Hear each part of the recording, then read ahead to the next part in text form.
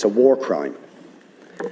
The Israeli government have brazenly, publicly and openly declared their intention to commit a war crime and have commenced that war crime against the people of Gaza, saying that they intend to starve of food, electricity, water 2.2 million people. That is a war crime under the 4th Geneva Convention. They are raining down thousands of the most sophisticated missiles known to humanity onto the most densely populated area in the world, carrying the certainty that almost every missile will incur civilian casualties, will and are destroying the infrastructure, the water infrastructure, the energy, making Gaza uninhabitable. And using, in very credible reports, as they did in the past, chemical weapons, white phosphorus, being used by Israel. And you try to suggest there is some symmetry, some equivalence between the actions of Hamas and what Israel has been doing to the Palestinians for decades. Will you admit that the terrible loss of life and escalation of violence that we have seen in the last few days is simply a continuation of the crimes against humanity, the war crimes of the state of Israel against the people of Palestine? And it's not me saying this. You have, or you should have read, the reports of Amnesty International, which we asked you to read and act on Human Rights Watch, on the UN Special Rapporteur to Palestine, on the UN Human Rights Council, on the issue of Palestine. Do you know that the Israeli state will not even allow the UN Rapporteur on Palestine into the occupied territories, or the UN Human Rights Council in, because they know that they will bear witness to the ongoing ethnic cleansing, the ongoing illegal annexation of territory, the ongoing arbitrary detention of Palestinians without trial, the impunity when they assassinate a journalist like Shireen Abu Akleh. No justice, no sanctions. What do we actually get?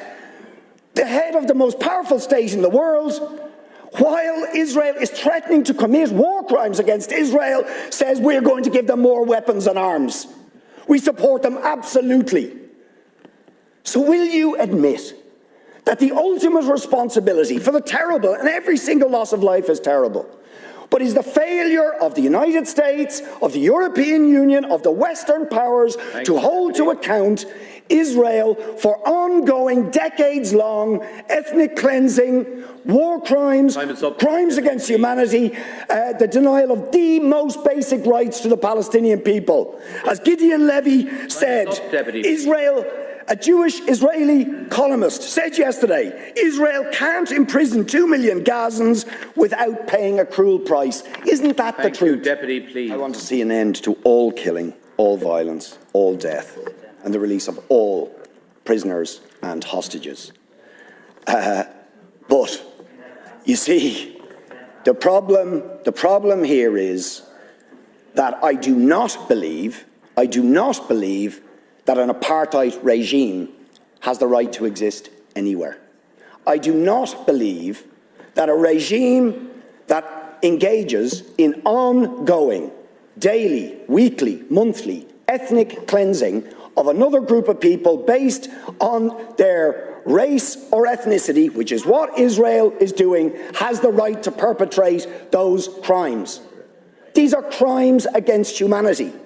This is a regime for decades has denied UN resolutions calling for the right of Palestinians, millions of them, ethnically cleansed since 1948, living in refugee camps in Lebanon, Syria, Jordan, cast to the winds of the world, denied statehood, denied identity, denied history, and they have the right to return, but Israel shoots them down if they try and assert that right, as happened in the Great March of Return. Let's remember that. Peaceful demonstrations in 2018 by the people of Gaza, attempting to assert their right to return, shot down. The UN at the time called for investigations on that episode for war crimes and crimes against humanity.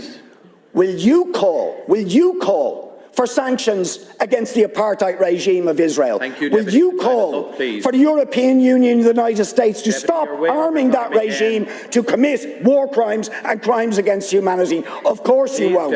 Of course you won't.